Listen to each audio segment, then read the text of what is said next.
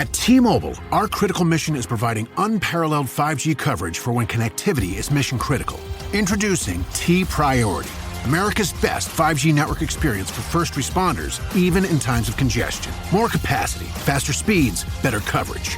T-Priority from T-Mobile, built for tomorrow's emergencies, ready today. Discover more at t-priority.com. For qualifying organizations on eligible rate plans, coverage not available in some areas and may be impacted by emergencies. The views and opinions expressed in this podcast are solely those of the individuals participating in the show. All persons described or mentioned in the podcast should be considered innocent until proven guilty in a court of law. This podcast contains subject matter such as violence and graphic descriptions along with adult language, which may not be suitable for all audiences. Listener discretion is advised. In 1878, in Santa Fe, New Mexico, a chapel begins construction. In 1880, the architect suddenly dies. The sisters begin to pray, and on the 9th day, a man shows up out of nowhere. Who this man is and how he did what he did is one of the biggest mysteries in New Mexico history. You're listening to the Mysterious Bruce podcast, and tonight we bring you the case of the Loretto Chapel staircase.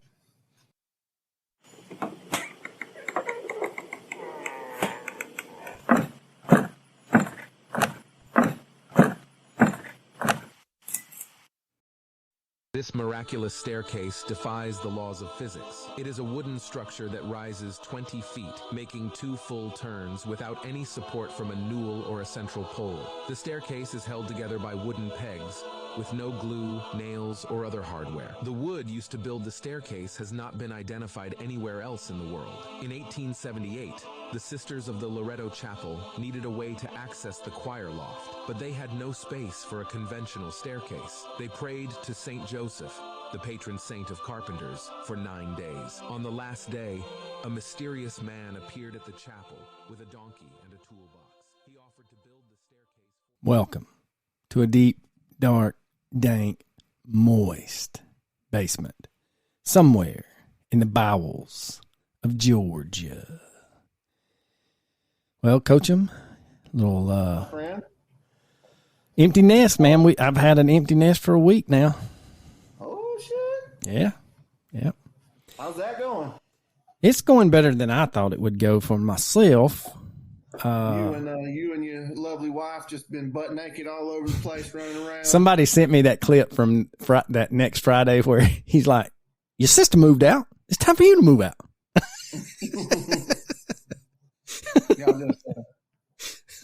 I'm humping like teenagers again, I'm assuming. No, but I like where your mind's at. I should send her a memo. I'm sure she would be very receptive to that. Yeah, I'm sure she would be. So, she might burn my house down. She might. So I got to meet Heater and his lovely wife. We had dinner about a week ago now, I guess, is when it would have been the day after the Super Bowl. So, and he sent home with you a very lovely wedding present for me, a very expensive bottle of whiskey, which I appreciate tremendously. He sure did. And one thing that I would like to say before we go any further is, if you are a patron and you do not check your messages through Patreon, please check your messages through Patreon, because I believe I am caught up on mailing out decals. Go ahead. And also, finally got my Christmas present from the Winfords. Absolutely love that T-shirt. And my pickle plushie. If you ain't heard the pickle story, please get on Patreon and listen. We got another one coming up. Everybody wants to hear about the brown starfish. And in our can't ever make it to the regular Tuesday show, we will be releasing the brown starfish on Patreon exclusively. Oh my God.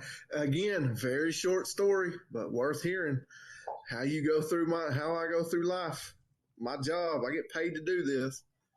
They never told me in college I would have to experience brown starfishes, but it's the life I've chosen. Some of us work for brown starfishes. Others of us get to see. I have worked for several brown starfishes, but not where I'm currently at. I've got a fantastic principal and vice principals. They're awesome. If they happen to listen, which I sincerely hope they do not. Yeah, I know. That's me. If you do, though, I'm just telling you, y'all are fantastic.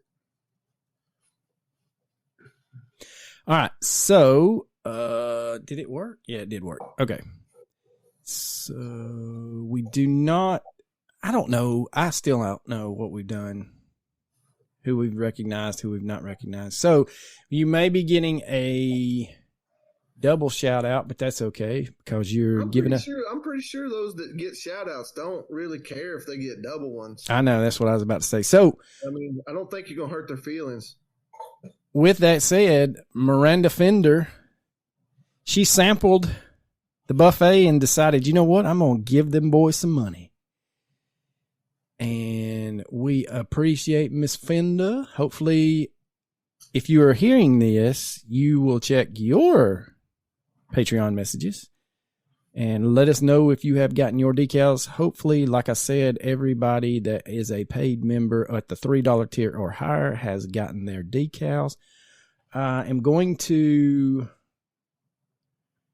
post on Patreon the new decals we've got and then let you choose. You'll have to bear with us, though. And here's another thing. We've gotten some great episode suggestions. I am trying my damnedest to go through and actually write them down, make a list. Again, if we can find like $1 million a month sponsor, we'll do like 6 or 7 episodes a week. Amen. All they got to do is pay for, if you can match my yearly salary, you don't even have to give $1 million. If you can match my yearly salary, I will quit my job and do this podcast full time. I was going to say, if somebody can find us $250,000, we'll give it hell for 2 solid years before we have to go, before we have to go back. Yeah, I'm telling you right now, brother. Miss Raymond has sent us one. I think that is from her home state, if I'm not mistaken. So I'm going, yours, Miss Raymond, is on the list. We did, Miss Katie B did reach out, and she actually deep dived into the Gary, Indiana house, and she's just as perplexed as I am. But she also recommended that we do another Haunted America with Norwich State Hospital and Fairfield Hills Hospital in Connecticut. Those hospitals, like those guys that go up there, and I know it's for TV and they could have somebody off camera, but on the off chance that, just like I said in that first episode, that 1/10 of that shit was real. And then for my recommendation, I'm going to get into some other So let's go ahead and do this thing. If I can get it to move. There we go. All right. So let me close that. As Coach alluded to in the opening, we are talking about the famous Loretto staircase. And it is, I first heard about it, and I don't remember seeing the original broadcast, but thanks to FilmRise, I have probably seen this episode a couple of times now, but the Loretto Chapel staircase was featured on Unsolved Mysteries originally in 1990. This mystery is something that I pray is true. I pray that the nuns are correct in their theory. I do really too, hope so. And I hope everybody keeps an open mind when we get towards the end of this. So this was in the 3rd season, and it originally aired on November 21st, 1990. So we got the chapel's actually located in Santa Fe, New Mexico, which is a city rich in the tradition and folklore of the Old West. It was originally an outpost along the Santa Fe Trail. And as you can imagine, in the Old West, it was a cow town that was untamed and a haven for outlaws, gamblers, prospectors, and renegades of this time. Enter one Jean-Baptiste Lemay, who was born in, you guessed it, France in 1814. And in 1838, at the age of 24, he was ordained as a priest. He served as a priest in France for a few months, but in 1839, he asked for permission to become a missionary. His wish was granted, and Lemay was sent to North America, where he served as a missionary priest in Ohio and Kentucky from 1840 to 1850. Now, in 1850, the same year that New Mexico became a U.S. territory, he was notified that Pope Pius IX had appointed him bishop of the newly created Apostolic Vicariate, not yet a diocese, of New Mexico. Repeat that again. What? The Say what? Apostolic. A beat. That's all, folks. I'm sure I'm not enunciating it correctly, but the Apostolic Vicariate, not yet a diocese of New Mexico. I am not one that is up on the workings of the Catholic Church. I do think that a vicariate is a smaller version of a diocese. So there you have it. Now, Lemay would be consecrated as a bishop later in 1850, and the next summer he arrived in Santa Fe. He received a warm welcome from then governor of the territory, one James C. Calhoun, and many other citizens. However, Juan Felipe Ortiz, a Spanish priest who was responsible for administration of the Catholic Church in New Mexico, flat out tells Lemay that he and the local clergy will not be recognizing his authority and would remain loyal to Bishop Jose Antonio Llerano de Zubelia of the Diocese of Durango, Mexico, who had visited Santa Fe just a few months before.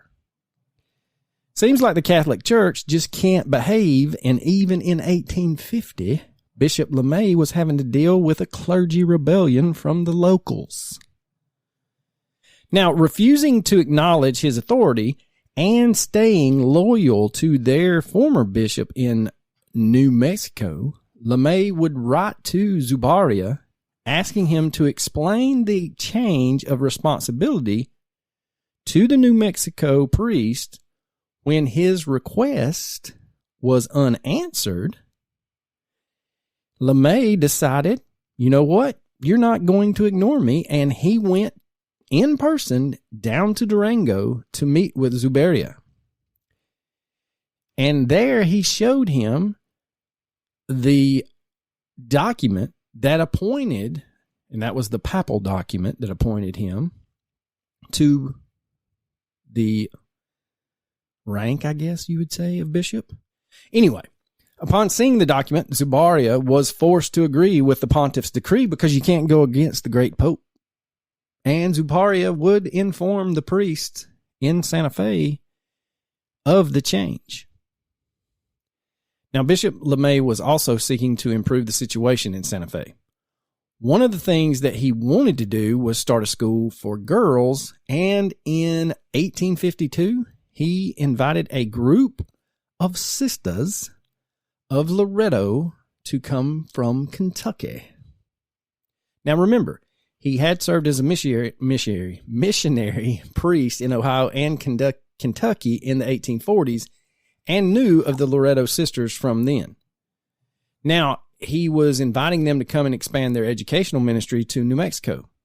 The Sisters of Loretto were thrilled to bring religion and education to the western frontier. Their journey, however, was full of danger, unforgiving weather, hostile Indians, and disease. And you may be thinking, disease, really? Yeah, because during the journey, they were all stricken with the cholera, and one of the sisters actually passed away from the disease, and another had to turn around and head back to Kentucky because she was too sick to continue her travels.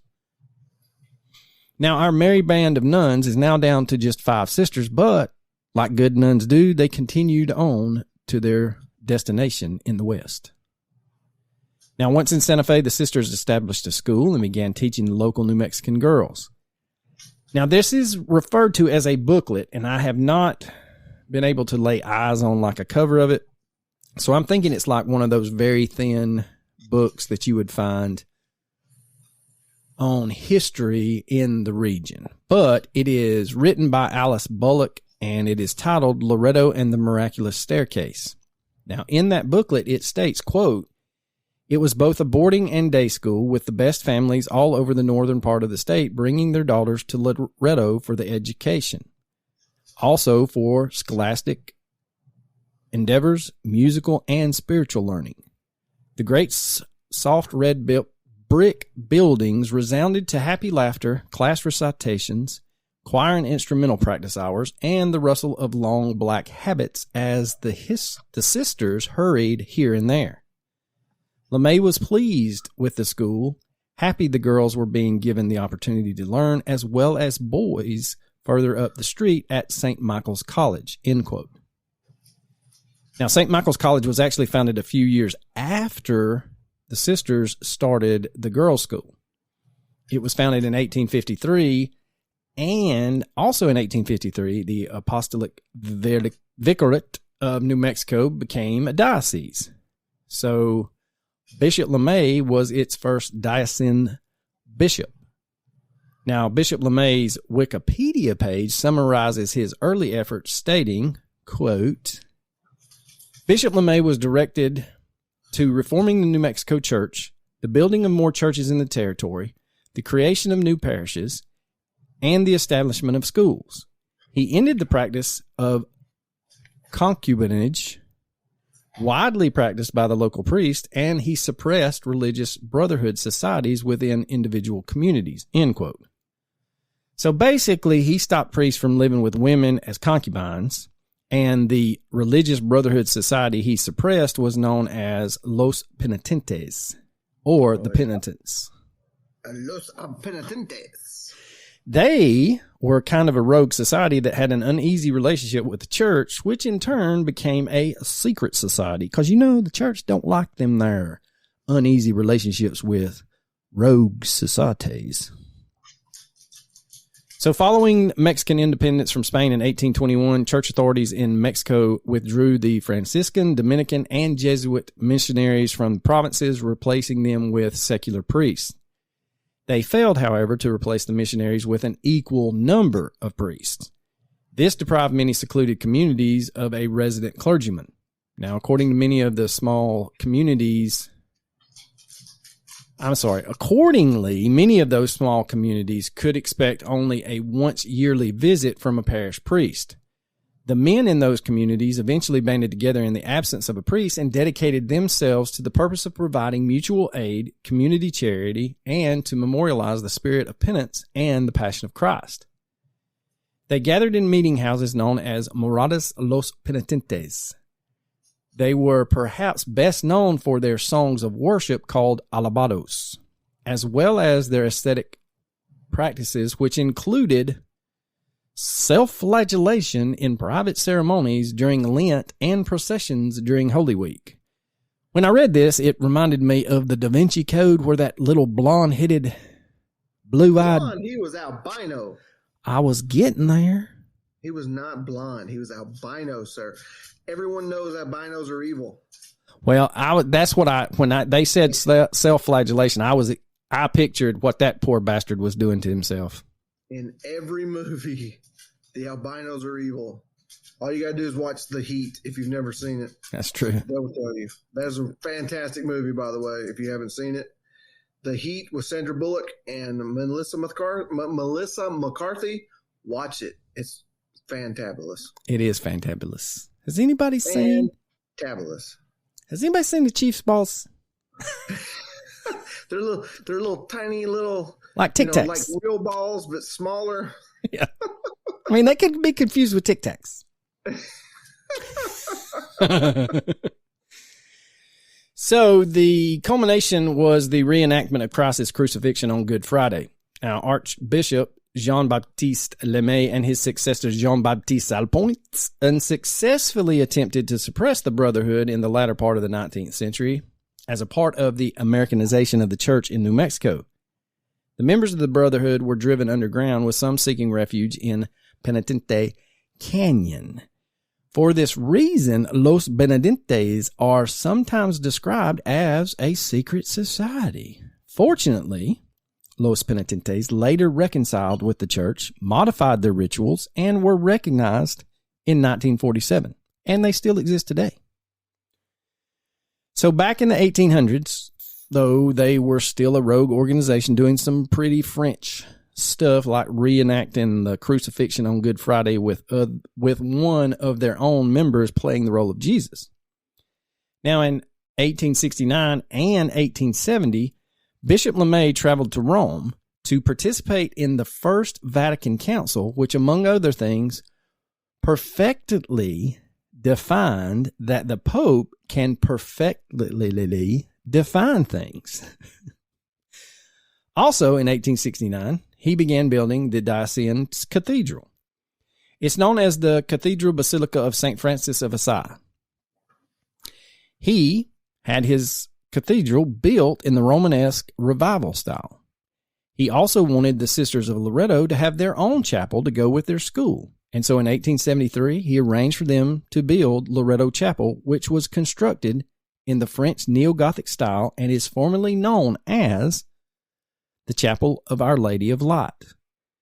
Today it stands alone, but originally it stood between the school and the Sisters' Convent, both of which have been subsequently removed. Now, in 1873, Archbishop Jean-Baptiste Lemay had brought in two French architects, Antoine Mouly and his son Projectus Mouly. They were to work on St. Francis Cathedral. Now, Bishop Lemay suggested that the sisters could make use of their services on the side to build a much-needed chapel for the girls' school. Now, Projectus ended up being the main architect for the project. His muse was the Gothic revival design. He used spire, buttresses, and stained glass windows, which he imported from France via the Santa Fe Trail. The chapel was built from locally quarried sandstone and took 5 years to complete. Officially, it was consecrated in 1878. Projectus Mouly would not live to see the chapel he designed for the sisters completed. You may be asking yourself, wonder how that happened. Buckle up, Buttercup, because we got a little adultery going on. So Alice Bullock explains in her booklet, quote, Lemay inspected the progress as often as he could, talking with Projectus, chatting with Sisters Blonzina, and also with his nephew, and the nephew's lovely young wife. The lovely wife had drawn the attention somewhat strongly of Projectus. The nephew objected, and there were many bitter quarrels. The nephew forbade the architects calling at their house. His wife, who was a very independent spirit, which was a rare trait of the times, packed her bags and moved to the Exchange Hotel. The good ladies in the Altar Society whispered this astonishing bit of news and commented each in their own way. Did the bishop know? They dared not ask, nor did the church official give any public inclination. The bishop's nephew, distraught at the crumbling of his marriage, sought out Projectus and warned him yet again to stay away from his wife. On pain of death, the architect Projectus ignored the threat and paid dearly with his life. The young Lemay saw him emerge from his wife's room at the hotel, drew a pistol, and shot him dead. End quote. Being shot by a lady's husband that you're messing around with will kind of put a damper on finishing a cathedral that you're designing. You know, kind of allergic to certain... I mean, it will at least put a damper on it. Yeah. I mean, you never know. Certain things in here don't react too well to bullets. Me being one of them. I'm just saying. Yeah. And back then, it could have been a mere flesh wound and you could have did. So this caused a problem with old Projectus going tits up because after he died, the sisters realized that the loft for the choir in the back of the chapel had been built, but there was no way to reach it. There was no ladder or staircase. There was nothing marked in the plans to indicate how one was supposed to get up there. The workers finishing the chapel had nothing to work from and were at a loss as how to access the loft. Now, what you need to remember is that many of the lofts of early churches in New Mexico did not have staircases. They simply leaned the ladder up, climbed the ladder, sang, went back down the ladder. However, the sisters couldn't climb the ladder in their long robes. Yeah, they did not, under any circumstances, want to climb the ladder in a habit. Correct. If you don't know what a habit is, that's what nuns wear. Now, they were in desperate need of a staircase. The loft was 22 feet in the air, and the problem was that a conventional staircase was not feasible, as it would require the removal of too many pews, and everybody knows more butts in seats makes the church go round. Now, some carpenters had visited the church and looked over the situation, but shook their heads in dismay. They all would tell the sisters that there was just no way to have a staircase and keep all of the seating intact. Now, Projectus may have not built a staircase or even had one in his plans because he assumed that the nuns would just climb up a ladder like everybody else was doing at all the other churches in New Mexico at the time. Now, that assumption was wrong, and after he died, the nuns needed to find another solution. The sisters decided they would not do anything until they made a novena to St. Joseph, the patron of carpenters. Now, a novena requires 9 days of meditation and regular prayer.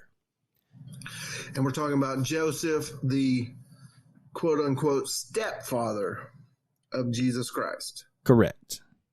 Because we know he was not the actual father, because God was the father and Mary was the mother. I don't want to get into religion a whole lot, but I saw a great argument today that people that do not believe in the Immaculate Conception of Mary have no problem believing in the Immaculate Conception of the universe. Explain yourself. Explain yourself, boy. Basically, and I can't ever think of this guy's name, but he's very smart. He's the one that Neil deGrasse Tyson. No, he's a dumbass. Carson, he is. Yeah, he really far is. from a dumbass. He's an educated Tell dumbass. motherfucking mind if you gonna tell me He's an educated. Neil deGrasse Tyson is dumbass. You dumb. He's an educated dumbass, but he's still a dumbass. No. I don't. I'm not gonna. No, sir. I will not put my stamp of approval on that. No, sir. Anyway, He is brilliant. I said he was educated. He's brilliant. We have a differing opinion of brilliant, but Explain. Tell me why he's dumb. Tell me. Come on. Tell me. no, I'm not getting in. I'll tell you off air. No. Tell me why. No, I'm not telling you right. No. As one of my students says. No.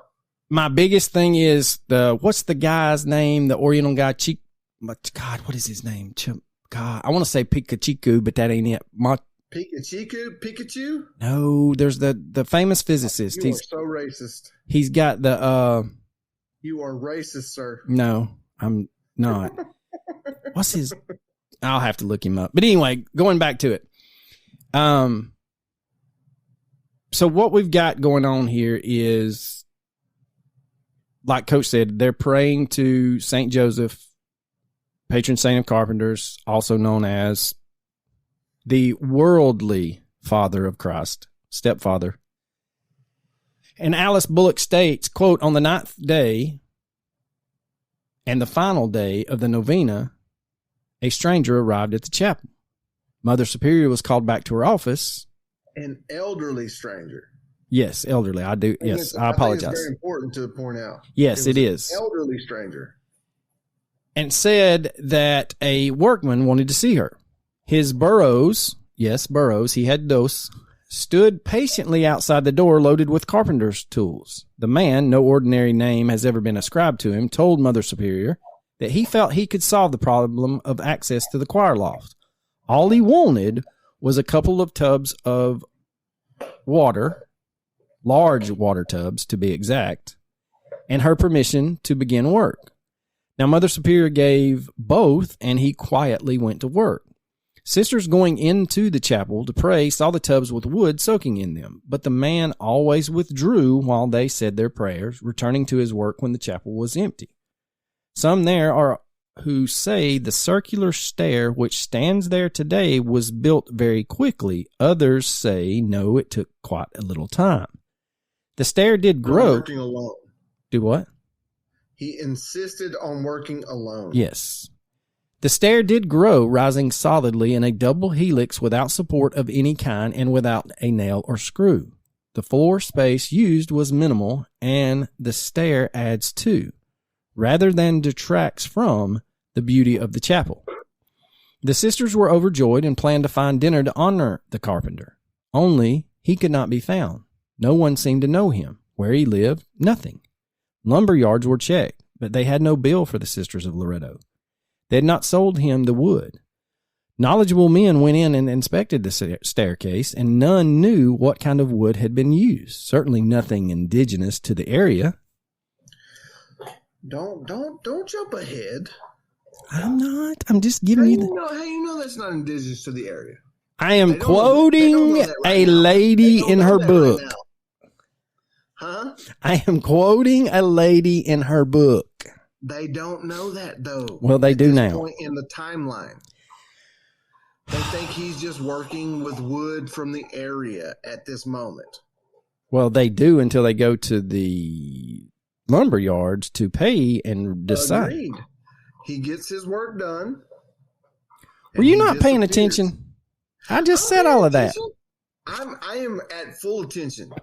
No, we're going to stop right there. I'm at full attention, sir. You tell me what I missed. Tell me. I've already said all of that. And then I just said that they brought in people, local carpenters, and they inspected the staircase and said they didn't know what wood was used, but it was nothing that they had ever used in the area. So therefore it was nothing indigenous. Okay, I might not have been paying attention. All right. So advertisements for the carpenter My were dog's acting a fool. What am I supposed to do? I have to keep muting the fucking podcast because my dog's acting a fool. He doesn't mess with the squeaker toys until I start recording. You should just come home one day and just open your laptop and see if that's what's triggering him. I think it is. He's looking at me right now. He's chewing on. He's just looking at me like you jerk. How dare you talk on a computer without me? Yeah, I've seen that same look. Mine's a little bit bigger dog though. Well, I'm just going to be over here, shutting the hell up. All right. Well, hold on. If you'll give me like 60 seconds. Finish, but this is the best staircase of all time. Yes. Beyonce made the best staircase of all time. I'm going to let you finish. Now,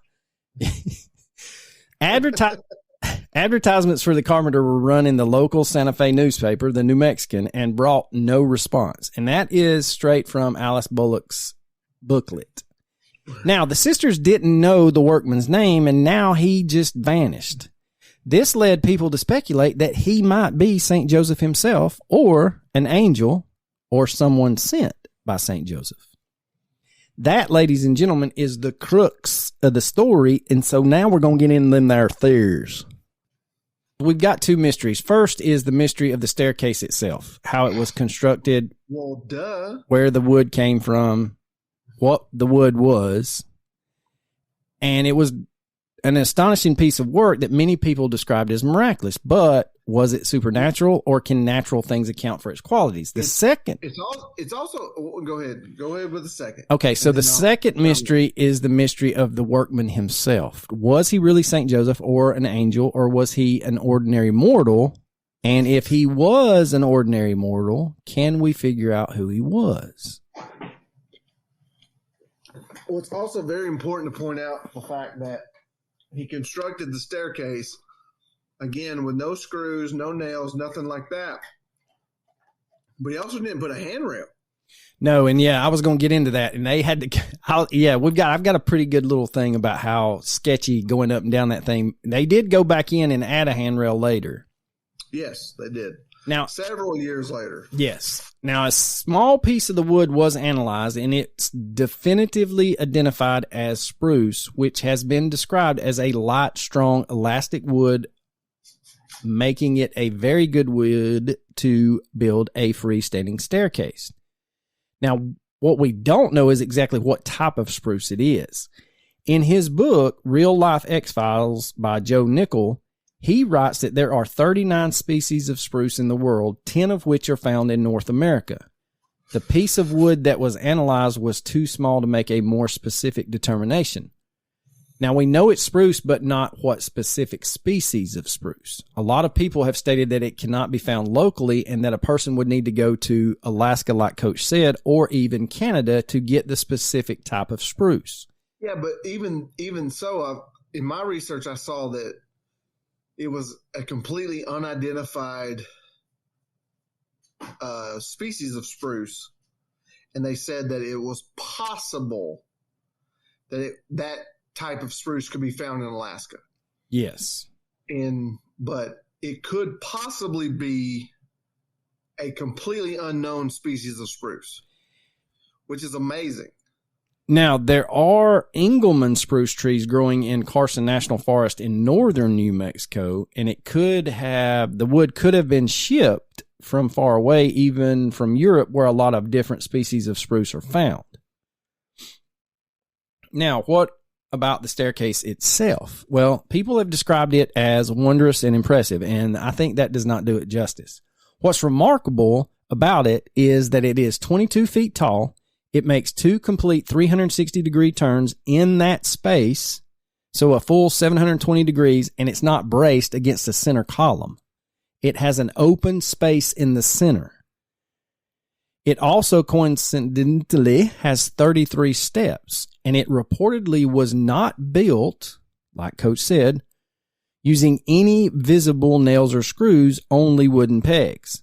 Well, we can't discredit the number 33 as it being special, because 33 is the amount of years Jesus supposedly lived. 33 is a very important number to the Freemasons. It's very interesting that is the amount of steps that it takes. I mean, is there more to it than that? Probably. Like I said, I hope the nun's theory is true. I do too. I really do, because that gives me hope for my future afterlife. Yes. I mean, honestly, but I think that the way that it was constructed is just, an absolute miracle, honestly. Especially with no center column. And I think people have to understand, we've all seen spiral staircases, and they've got this big, long pole going right through the middle. This one does not have that. Yeah, there's nothing supporting it. No.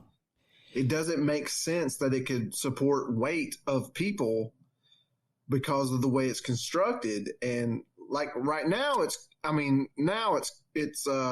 blocked off. You can't climb it. But they allowed one of the History channels that did The Unexplained with William Shatner. One of the people researching it was able to climb it, and it supported him, no problem. But there's no explanation as to why it supported him. Right. And when it was originally built, it did not have the rails, as Coach said, that you see on it today in pictures. It was just a bare staircase circling up to the choir loft, which made it a little tricky to get up and down. Now, Mr. Nickell explains safety appears to have been a concern at the outset, since there was originally no railing at the time the staircase was completed. One 13-year-old sister, who was among the first to ascend to the loft, told how she and her friends were so frightened due to it not having a railing that they came down the staircase on their hands and knees. Yeah, I was about to say that. Yeah, the nuns and the people that actually traversed the staircase would crawl up and crawl down because they were so scared. Now, it was not until 1887, 10 years after the staircase was completed, that an artisan named Philip August Hesch added the railing to make it easier and safer to get up and down. Now, in later years, they also put up an iron bracket connecting the staircase to one of the columns supporting the choir loft, so that helped provide some stability and safety. But that wasn't there in the beginning. It was just a freestanding set of spiral stairs with no railings and no connecting brace, no center column, that was constructed with no nails or screws, just wooden pegs. Again, like Coach said, it is a miracle this thing stands and supports weight. Now, in 2018, there was a 4-day conference held in Santa Fe by the Stair Builders Manufacturers Association. Yes, there is a professional association just for stair builders and manufacturers. While they were in Santa Fe, they decided to examine the famous spiral staircase, and an article from the Santa Fe New Mexican reports, and before we go any further, I'm going to be quoting several articles from the Santa Fe New Mexican. They did a tremendous job detailing the staircase. So, quote, about 170 stair building professionals from around the world are congregating for a 4-day conference at La Fonda on the Plaza, a confab highlighted perhaps by the opportunity to ponder the mystery of the corkscrew stairs within the Loretto Chapel. Stair building is what those who belong to the Stair Builders and Manufacturers Association do, but even the most analytical and skeptical were left to wonder exactly how the 33 helix-shaped steps of the miraculous staircase were designed. You get misty-eyed when you look at it. It's beautiful, said stair designer Patty Manigan, who works for Arcways, a Wisconsin stair builder. I believe it's a miracle, added Arcways office manager Jill Alexander. At a Thursday night reception, scores of stair professionals set aside their libations because drinks are not allowed inside the chapel, and they filled the inside with cell phones and cameras to poke and pontificate on the finer points of the stairway. I wonder if they ever had a bunch of stair guys coming in, touching. How did they do this? How did they do that? Said Greg Chamberlain of Stair Builders Star South Incorporated of Eatonton, Georgia. We all like to think we create creative stair designs and nice curved staircases, but to think how they did it that long ago and still attain the same quality is breathtaking. The staircase, apparently connected only with wooden pegs, has two 360-degree turns. Seattle-based stair design consultant Sean Chrisman said the structure bears distinct French design qualities he has seen only in books. Chrisman said he thinks it took at least a year and possibly 2 for one person to build the stairs. 150 years ago, it took a very well-trained, seasoned, experienced master craftsman, said Chrisman, adding, the stairway could well be a melding of good design and divinity. Yeah, but the nuns themselves said it only took about 3 months. Right. And then the dude disappeared. You're telling me it's going to take a year to make this thing? That's what they're saying, that it would have taken a year to. Yeah. And then this guy says that if it did take that long, it would have been a melding of good design and divinity, if not precisely a miracle. Well, if it's Joseph, I'm pretty sure he has divinity. Yes. I'm just saying. Now, Chrisman goes on to state that we've been building them for centuries like this. The fact that somebody showed up out of the desert might be a miracle, but he knew exactly what he was doing. The stairs still leave some engineers puzzled, said Bechtel, who was awarded a New Mexico Historic Preservation Award for her work on the Santa Fe rail yard. It's not clear, even to them, the engineers, how they would do it, said Bechtel. Engineering challenges notwithstanding, industry professionals like Farrington, who first saw the stairs 15 years ago, gave some grudging nods to iterations of miraculous notions. As an engineer, it's tough to do that, said Farrington. It's a miracle that it's so lightly framed and still works. That's how I would look at it, as a miracle. Engineers can't see inside the stairway to see how it was assembled, but its light framed wood construction probably would not meet today's building codes. Association President Gunzel, in an interview before he viewed the stairs, said that if built today, the stairs would be constructed similarly to the original, which makes the chapel all that more impressive. Even in this current age, we would be pretty challenged to build that staircase, he said. Still, many in the group were clear-eyed as they examined every inch of the design. Rafe Jones with Shivano Architectural Millwork in Montrose, Colorado, said he saw a French influence, but was differential in miracles. I don't want to diminish anybody's story, he said. It's not unusual. The French did it forever. The craftsmanship is incredible. Association president Gunzel came away from his viewing suitably impressed. It's pretty. Yeah, they said so many architects have looked at it, and they just are unable to recreate it. A lot of people that are experts in this field are like, I don't know, man. Yeah. Who the hell knows? I don't know. Do you know? I ain't got a clue.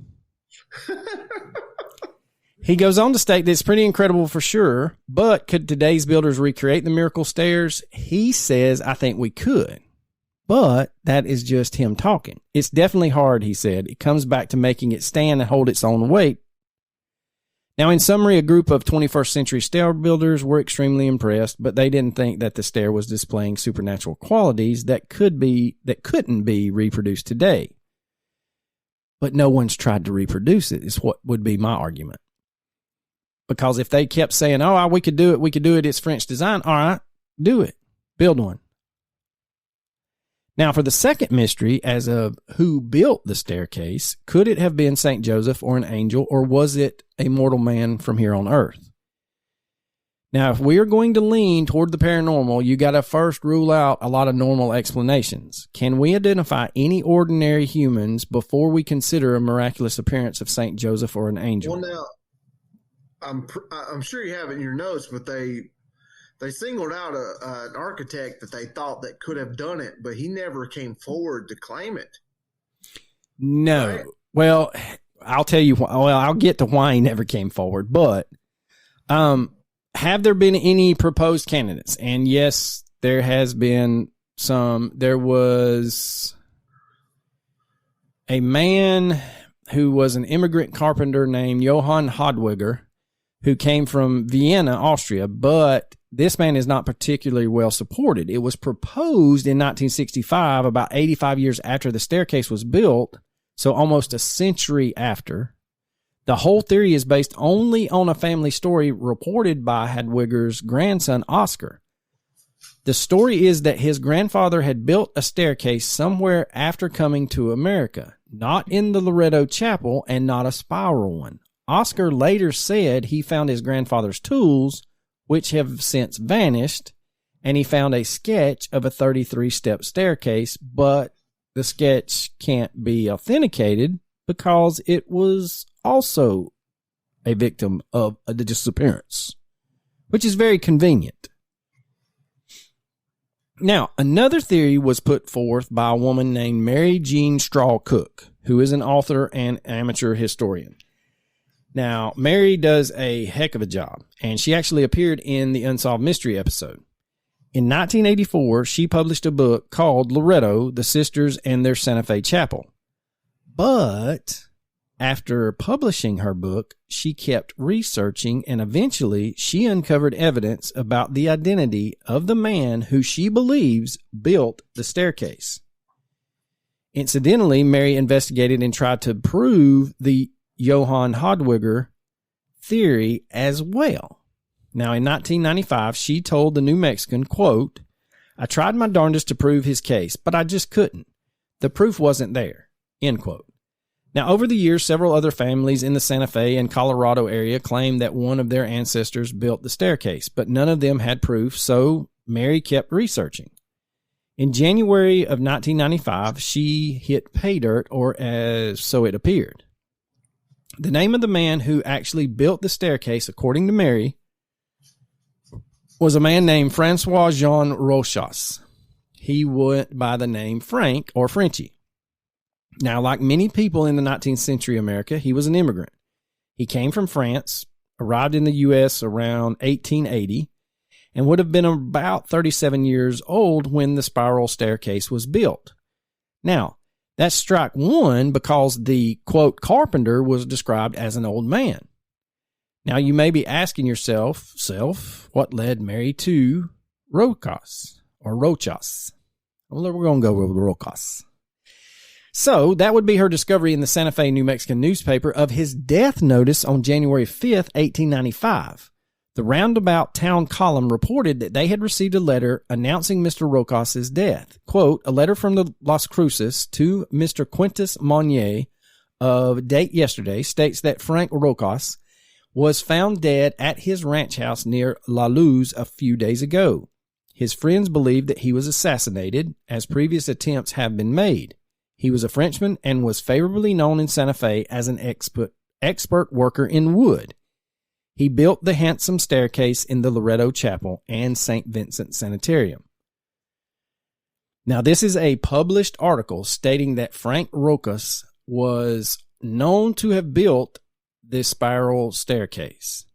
The statement was published in 1895, which would have been about 15 years after the staircase was constructed, making it almost an up-to-date account, not something that was speculated almost a century later. So that article is a much stronger claim that he is the builder. Again, this is all according to Miss Mary Cook. Now, additionally, Mary's research turned up documents linking Rocas to the Catholic school system. In 1995, the New Mexican reported that after Rocas died, 3 unmailed letters were found in his one-room cabin.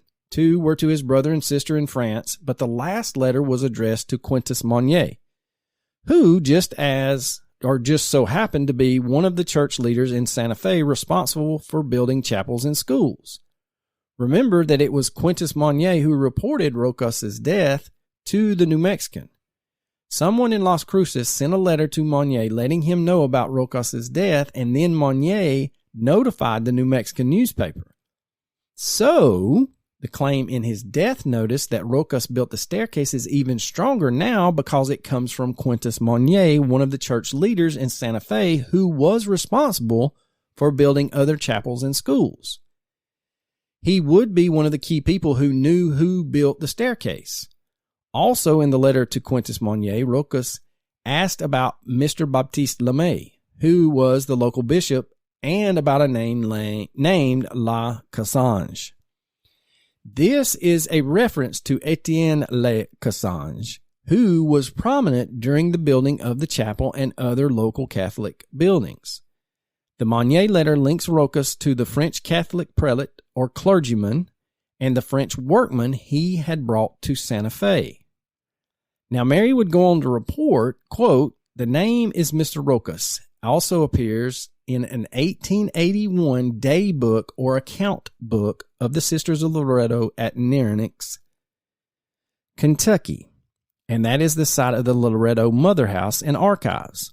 Rocas is recorded as being paid $150 for the work in the new school, meaning Loretto Academy, end quote. So when Mary checked with the Mother House in Kentucky, she found that they had written a record of the Loretto nuns paying Rocas for work in 1881. Incidentally, the $150 he was paid in 1881 would be worth around $4,400 today. It would appear that people in Santa Fe knew but eventually forgot that it was Rocas who built the staircase. Now, after learning of Rocas's identity, Mary would take several trips to France to research his family and background. On July 14, 2002, the New Mexican reported, quote, Rocas might have been a member of Las Campañas, a century-old craft guild that claims its early members also built Solomon's Temple. For 100 years, people wondered how anyone could have built such a perfect freestanding double spiral staircase in the few short months. The job is recorded to have taken place between the autumn of 1880 and the spring of 1881. The answer may be that it was designed and the wood was pre-cut in France, shipped to Santa Fe, and then assembled. Mary says the French carpenters she spoke with all agreed that would have been a reasonable scenario. It also would explain why the Sisters of Loretto have no record of having paid for the staircase. It may have been paid for when it was purchased, perhaps by Archbishop Jean-Baptiste Lemay while he was in France. In any case, Mary notes that the assembly almost certainly would have been done by several workers. Thus, the families who claim their ancestors built the staircase may be correct. End quote.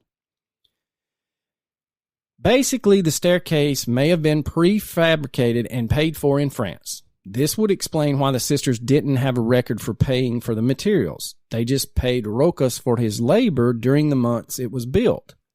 That record was then sent off to the mother house in Kentucky, and the locals in Santa Fe didn't know about it or remember it. Now, Mary believes that she's learned the specific details of how the staircase parts got from France to Santa Fe. On June 9th, 2002, the New Mexican reported, quote, after 7 trips to France to verify her research, Mary is convinced Loretto's technically perfect spiral staircase was actually first cut and prefabricated in France, then shipped over on the commercial cargo vessel SS San Laurent. Traveled overland on the Atchison, Topeka, and Santa Fe Railroad to the depot at LeMay, New Mexico, which had just opened in January 1880. All the time accompanied by Rocas. The Loretto staircase was then assembled by Rocas between October 1880 and April of 1881. Now, the newspaper didn't give details of how Mary came to all of these conclusions. They were pretty specific in naming the cargo ship that the parts were transported across the Atlantic on. That suggests she found significant records, and it looked to her like Rocas accompanied the parts as part of his immigration to the United States. So in 1880, he already had his first job as a carpenter lined up, which would result in him being paid $150 to get him financially on his feet in his new homeland. Now, a little background on Rocas is that he was born in France in 1843, and he died the day after Christmas in 1894 at the age of 51. Now, if that's the case, he does fit the bill or the description of an older man showing up to build the staircase.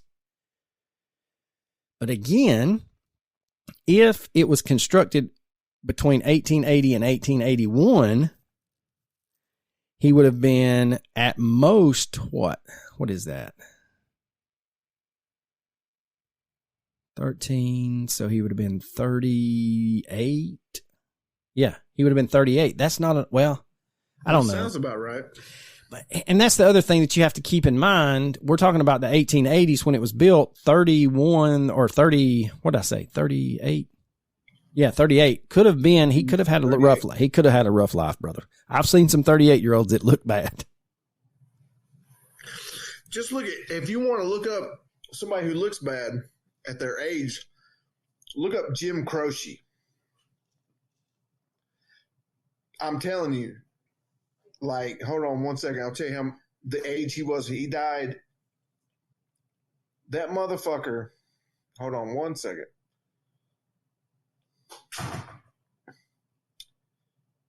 Oh, Jim Croce died at the age of 30. 30. But every single solitary, I love Jim Croce, by the way. Every single solitary picture you see of Jim Croce, he looks in his 50s. 50, maybe 60 years old. He died at the age of 30. Look him up right now. Do it. I dare you. Oh, no, I know exactly who you're talking about. I love Jim Croce. Bad Leroy Brown. You don't mess around with Jim. Time in a Bottle. Yeah. Oh, my God. Such a good singer. But, yeah, he died at 30. And every single picture, I don't know the ages he was at when the pictures were taken, but every single picture you see of this man, he looks above 50. Oh, yeah.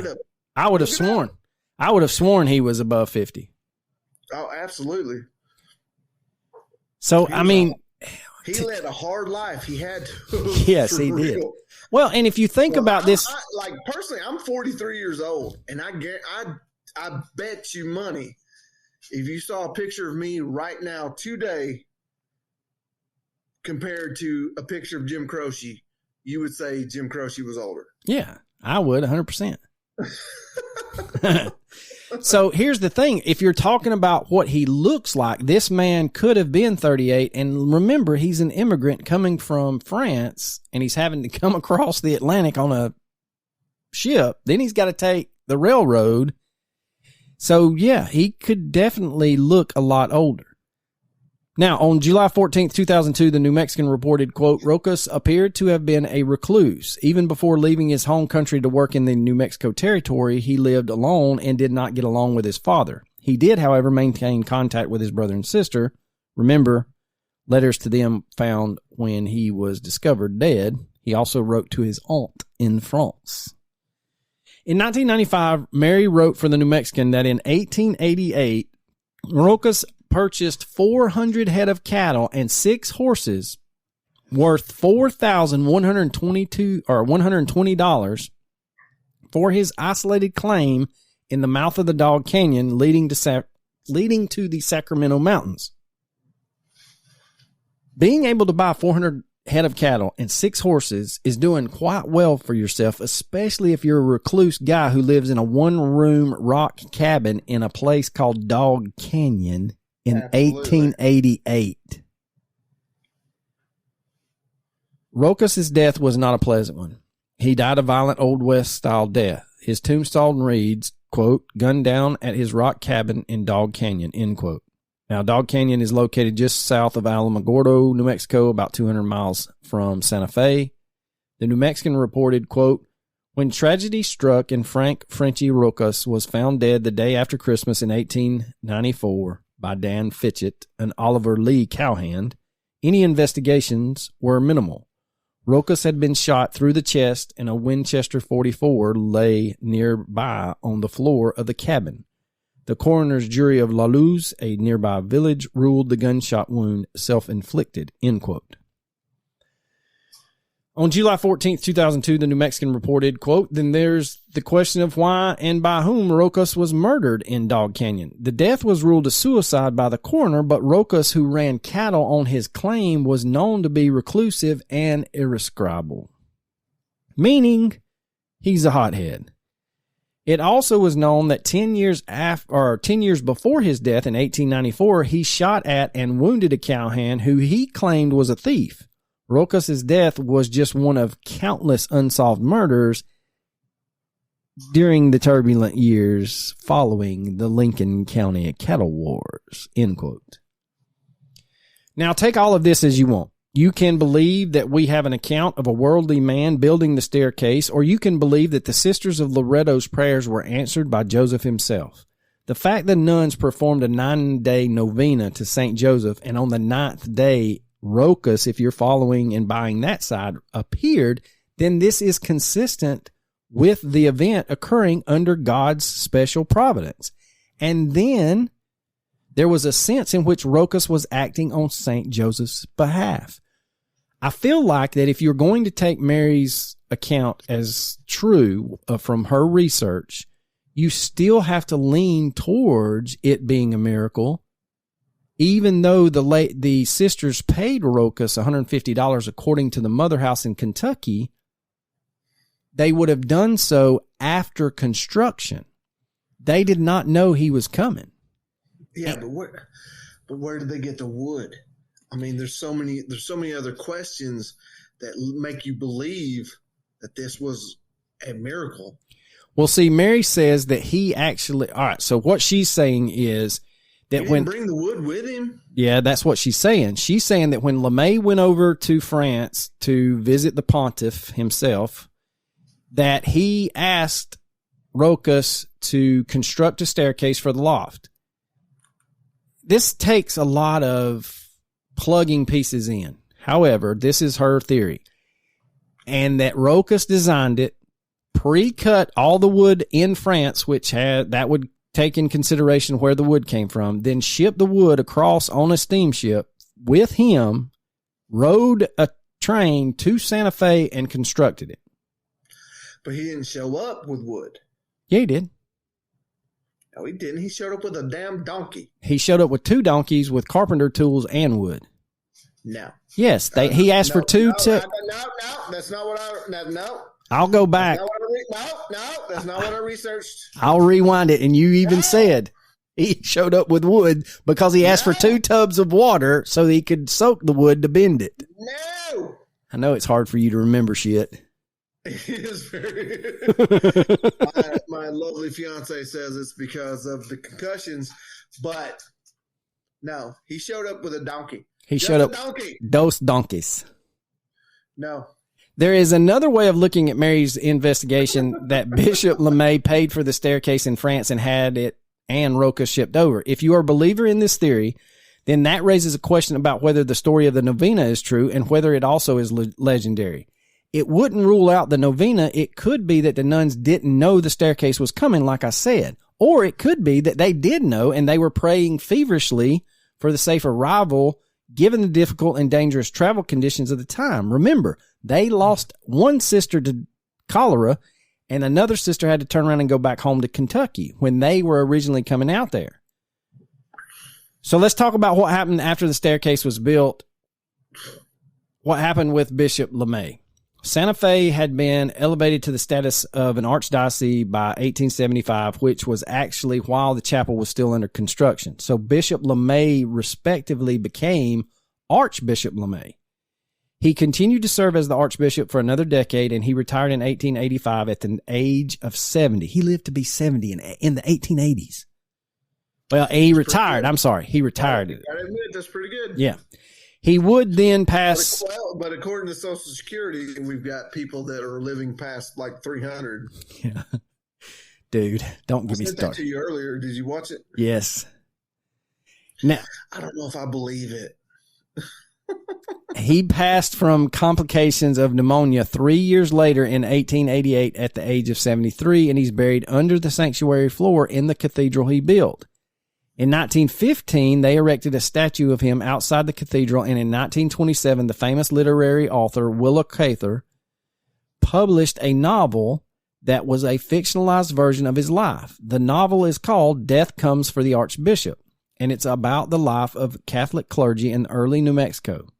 Incidentally, the New Mexico Territory became a state in 1912, so the novel covers the period when it was still just a territory and not a state. Where is it? All right. Death Comes for the Archbishop has been named many, many times as one of the top 100 novels of the 20th century, and it's still in print today, so you can easily read it if it interests you. As for the chapel and the staircase, it became famous in 1995, as Mary Cook wrote in the legend Spiral. The spiral staircase, Jesus, I can't talk. The spiral. It's very good for a podcast. Yeah, I know. The That's spiral. what makes the podcast great is when people can't talk. The spiral staircase in the chapel of Our Lady of Light. It first began to attract fame and legend during the early 20th century in 1939, and again in 1957, Robert Ripley, yes, that one, depicted the staircase in his Believe It or Not column after it was entered in a Ripley contest by Angela Guerra of Las Vegas, New Mexico. In 1990, the mystery of the staircase and its builder reached even greater proportions after the episode of Unsolved Mysteries. The Loretto Academy eventually closed and was merged with St. Michael's College in 1968 to make a new co-ed school that accepts both sexes. The school and the monastery were torn down, but the Loretto Chapel itself still stands. It's now privately owned and is used as a museum and a wedding chapel. Religious services still take place there, and it is impressive. And its impressive staircase, spiral staircase, are a prominent tourist destination in Santa Fe. The Sisters of Loretto are also still active. So if you would like to dive deeper into the Loretto staircase, you can check out Mary Straw Cook's book, Loretto, the Sisters and Their Santa Fe Chapel, Alice Bullock's booklet, Loretto and the Miraculous Staircase, Joe Nichols' book, Real Life X-Files, Investigating the Paranormal, Willa Cather's book, Death Comes to the Archbishop, and the 1998 TV movie, The Staircase, not to be confused with the true crime movie, The Staircase. You can also find... Which is pretty fucked up if you've never watched it. Yes, it is. You can also find articles on the Sisters of Loretto on their website. And last but not least, you can watch the original Unsolved Mystery episode in season 3. All right, ladies and gents, here's my take. Does Mary Cook's investigation fill a lot of voids in the story? Yes. The hang up for me would be, and you're never going to be able to do this, would be to see a picture of what Rokas looked like. When he died at 51, did he look like he was 80? Now, he was a ranch hand out in the Santa Fe heat, so he could easily look a lot older. I mean, going back to Jim Croce, man, like he died at 30, looked fucking 60. That was a hard time to live, so he could have looked way older than he was compared to today. Yes. Here's my take on it. I want to believe that the sisters prayed and Joseph or someone on Joseph's behalf showed up and built this staircase in the months that it took. I'm going to choose to believe that. I'm going to choose to believe that some sort of divine intervention happened and Joseph himself showed up to make this happen. I want to believe it. I do. So I'm going to. And you can't stop me. Well, no, and that's the thing. No. Stop. You have to take it on faith. Non-believer, sir. Not a non-believer. I'm saying you have to take it on faith, just like your belief system. You have to take. You definitely have to take it on faith. The story as it was a divine inspiration. Now, we'll let you decide whether that divine inspiration has a little bit of worldly tones to it, I guess is the best way to put it. All right. So with that said, we're in agreement. We think it's divine. I truly hope so. I do too. To me, it's the only real truly explanation. I mean, the fact the man showed up out of nowhere. He didn't get the wood from the local lumber yard. He got wood that is unknown to man other than maybe in rural Alaska. Imagine trying to get wood from rural Alaska in the 1800s. That fact alone, the amount of effort it would take, I would believe more of divine intervention, that it was delivered by God himself rather than shipping it all the way from Alaska. Well, she's saying it was shipped from France, which is even further. Don't get me wrong. I don't believe her. All right. So, recommendations. So I kind of alluded to it in the opening, but my recommendation is and I kind of gave up on it and I was looking for something to watch. So Expedition Bigfoot, the last 2 seasons kind of meld into each other, season 5 and season 6. Let me explain something to you. What they caught on a body camera peeking out from behind a tree and the tracks that they found that were sent off to a forensic orthopedist, along with things that they're finding in season 6, boys and girls, if it ain't Bigfoot, I'll kiss your ass. Okay. In season 5, they find, all right, so season 4 ends with them finding these nests that they're like, oh, these look like gorillas, but they're old. In season 5, season 5 ends with them finding 3 nests. And the biggest one, the lady in there, Dr. Maria, lays down in one after they go over it forensically.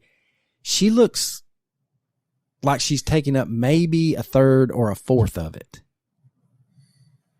And this is a whole side podcast, but I was in communication with our lovely Mr. Heartline last night, and I wonder if you could go back, if you could convince Patterson and Gimlin after Patty walks away to start searching around that area if they found anything or stumbled across anything like that. Because those nests look like, I mean, you just have to look at it. If you're not going to watch the whole 5th season, which I highly recommend you do, watch the last 2 episodes of season 5. Good Lord. But that's my whole Bigfoot thing. And if we do get the $250,000, we taking a trip to Mount St. Helens, and we're going to look around. To do it all. In the daylight. I ain't camping. All it takes is $250,000 a month. A month? And we will do all of it. That would help. $250,000 a month. I'll prove his ass is real. Yeah, we will do any type of research you request. If you will just pledge on our Patreon, $250,000 a month. We'll go to the Sierra. We'll go to the Sierra camp. We'll go to the Patterson Bigfoot location. We'll do anything you want us to do. We will be at your beck and call. Yeah. I mean, hell, I'll blog that shit. I will wear a body camera. Like, I'll go live every day on a social media app. Oh, whatever social. We'll go live privately to your Facebook.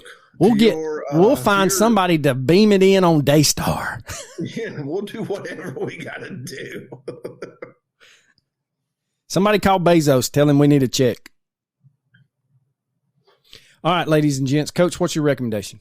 Okay. I'm going to recommend the documentary, 3 parts, called on Max. It's on Max if you have Max. It's called An Update on Our Family. It is exploring the case of Michaela and James Staffer. They adopted a child from China. They were mommy bloggers, you know, they went viral. They were very popular.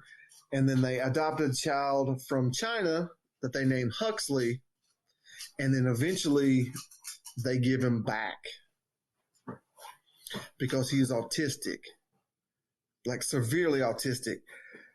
And I am at odds with myself about my feelings towards it because of what we do and how we make our living. I don't like the fact that they were trying to make money off this kid and doing their YouTube videos and whatever to try to make money. But at the same time, like the first 2 episodes, I was hating these people. And then the 3rd episode, I'm like, I don't know, man. I don't know how I feel about it because they have 5 kids of their own and they adopted a kid that turned out to be severely autistic, which is, I mean, it puts me at odds with myself, which is what I felt very compelling about it. Well, my argument would be you're going to send this severely autistic kid back to China? I don't know if they sent him back to China, but they did give him away to someone else. Like They got, for lack of a better word, they got rid of him. So there's that. It's interesting to see, and like they pretty much disappeared from social media. The mom did, absolutely. The dad still does some of his updates, but it's very interesting and it's very compelling. And for somebody that deals with severely autistic kids, like I said, it put me at odds with my own feelings. I don't know how to feel about it. Like, if you don't know the ins and outs of kids that are severely autistic, not artistic, I'm sorry, you could easily just be like, fuck those people. Those are the biggest assholes in the entire world. I can't believe they would do that. And I understand that reaction from the general population, but at the same time, I'm just like, wow. Like I said, it put me at odds with my own feelings, and I don't know how to explain that anymore. But please watch it. It's on Max, and if you do watch it, please let me know your thoughts, because I would love to know, bad or good or indifferent or whatever. Just let me know. I would love to know what you would do if you were in that situation. What's the name of it again? An update on our family. All right, ladies and gents, you heard it here first. Well, Coachum, you got anything else? I don't. Deuces.